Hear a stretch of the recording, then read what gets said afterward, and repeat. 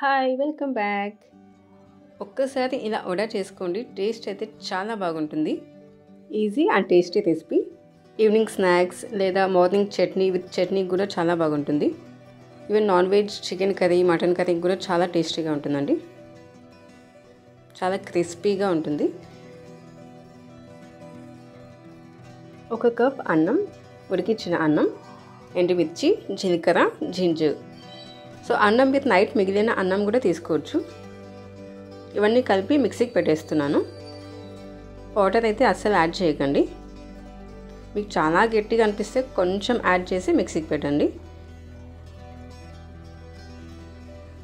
Next ఇందులో కొంచెం onions, ఒక ఆనియన్ తీసుకున్నా, కొంచెం బియ్యం పిండి,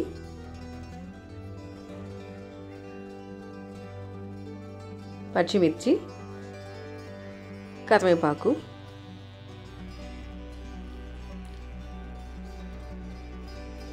ఉప్పు వేస్తున్నా, ఉప్పు, కొత్తిమీర,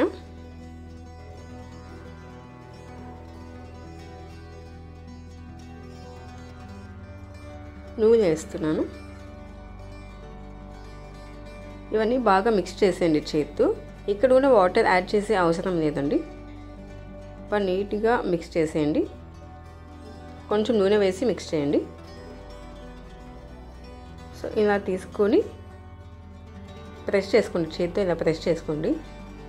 ఇది డీప్ ఫ్రై అయినా చేసుకోవచ్చు, లేదా కొంచెం నూనె వేసి అటు ఇటు 2 సైడ్స్ కూడా వేయించవచ్చు. మరి ఎక్కువగా నూనె అవసరం లేదు. చూడండి, ఇక్కడ కొంచెమే నూనె వేసాను. సో 2 సైడ్స్ వేయించేసేయండి. క్రిస్పీ కావాలి.